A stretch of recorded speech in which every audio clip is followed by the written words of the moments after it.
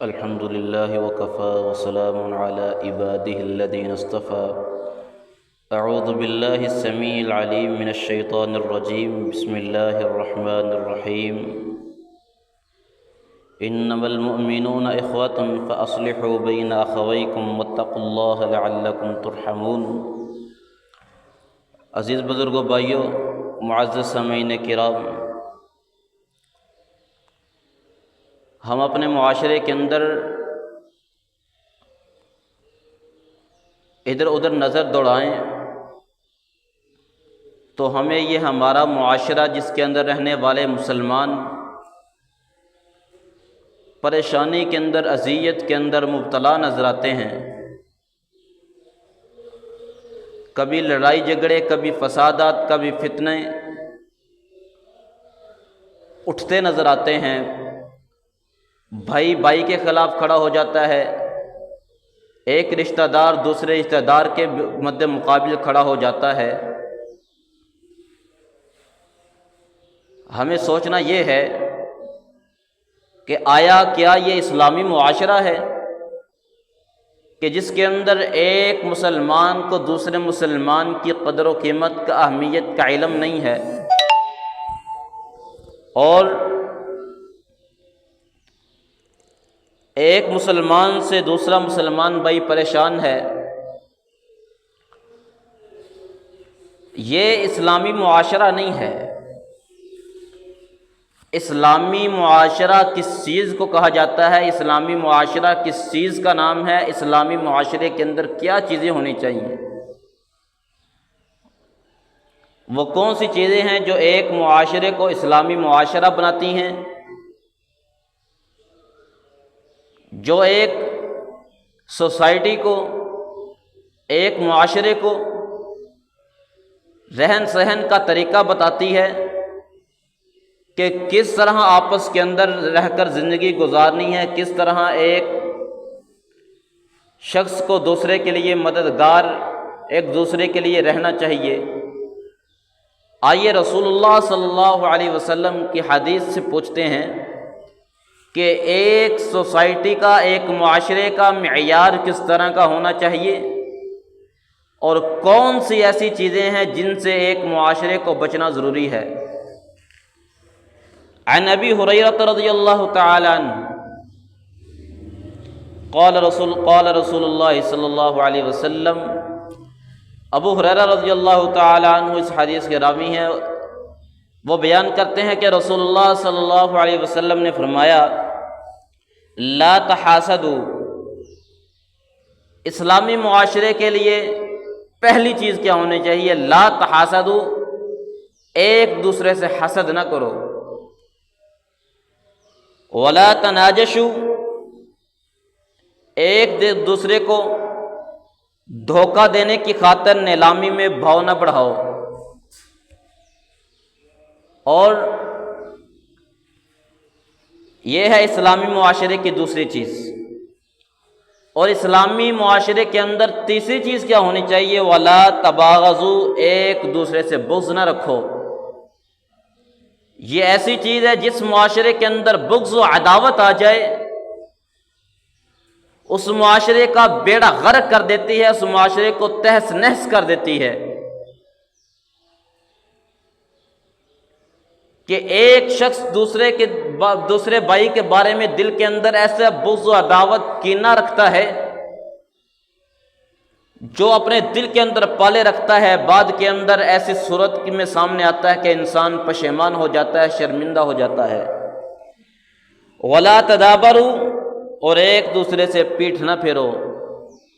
کہ آپ کا ایک مسلمان بھائی آ رہا ہے، دوسری طرف سے دوسرا مسلمان بھائی آ رہا ہے، اپنے دماغ کے اندر سے حقیر سمجھ کر اپنا راستہ بدل لینا، اسے حقیر سمجھتے ہوئے.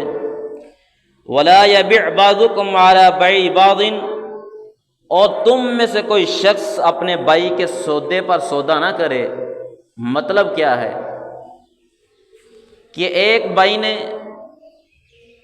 ایک چیز خرید لی ہے اور دوسرے کو پتہ بھی ہے کہ اس نے یہ چیز خریدی ہے، اس کی بات اس سے ہو چکی ہے، فائنل بات ہو چکی ہے، اور وہ جاتا ہے جی اس پر جا کر کہہ دیتا ہے جی نہیں اس نے اتنے پیسے دیے ہیں، میں آپ کو اتنے پیسے دیتا ہوں، یہ چیز مجھے دے دیجیے، یہ قطعاً حرام ہے، جائز نہیں ہے۔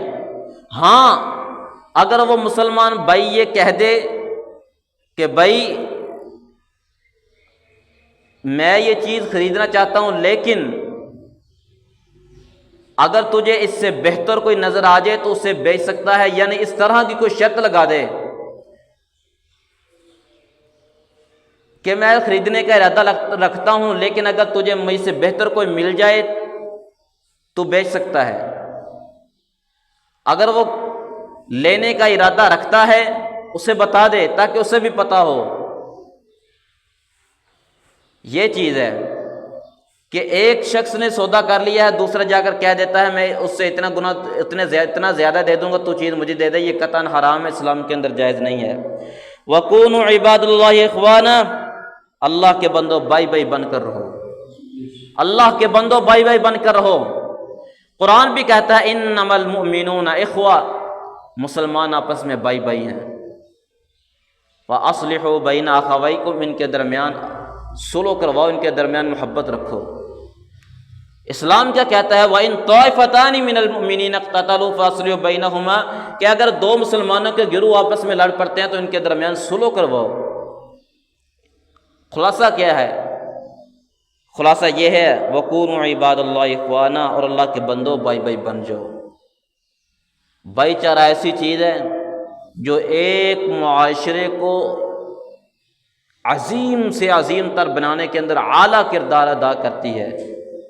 ہمارے سامنے موجود ہے مدینہ کی ریاست، جب مسلمان ہجرت کر کے مدینہ کے اندر آئے، نبی علیہ الصلوۃ والسلام نے آپس کے اندر بھائی چارہ کروایا، پھر وہ معاشرہ ایسا مثالی معاشرہ بنا، ایسا با کمال معاشرہ بنا کہ رب کی رحمتیں بھی اتری، رب کی برکات بھی اتری، کہ ایک مسلمان اپنے دوسرے مسلمان بھائی کے لیے کس طرح کا ایک نمونہ پیش کر گیا، رہتی دنیا تک ان کا نام امر ہو گیا۔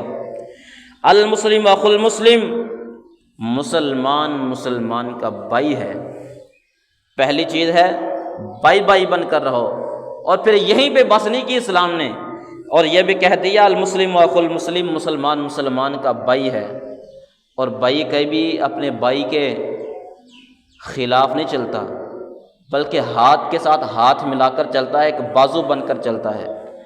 لا یظلمہ، وہ اس پر ظلم نہیں کرتا، ولا یخذلہ، نہ اس کو بھی یار و مددگار چھوڑتا ہے، کہ اگر مسلمان بھائی مصیبت کے اندر ہے، تنگ دستی کے اندر ہے، پریشانی کے اندر ہے، اس کا ساتھ دے، اس کی پریشانی کو ختم کرے، اگر وہ مقروض ہے اس کے قرض کو ادا کرے، اگر وہ یار و مددگار ہے اس کا مددگار بنے، یہ ہے مسلمانی کا تقاضا۔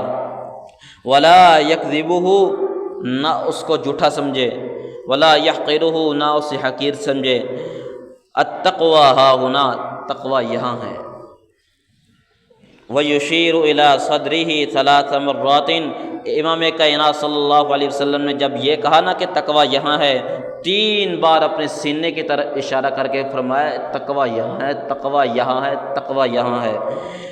بِحَسْبِ امْرِئٍ مِّنَ الشَّرِّ، آدمی کے برا ہونے کے لیے یہی کافی ہے، أَن يَحْقِرَ أَخَاهُ الْمُسْلِمَ، کہ وہ اپنے مسلمان بھائی کو حقیر سمجھے۔ کیا علامت بیان کی ہے کہ ایک آدمی کے برا ہونے کے لیے یہی چیز کافی ہے کہ وہ اپنے دوسرے مسلمان بھائی کو حقیر سمجھے، اسے اپنے سے نچلا سمجھے۔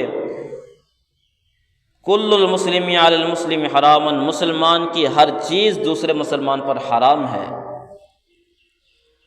یعنی چیز کو اس کی اجازت کے بغیر استعمال کرنا یہ حرام ہے۔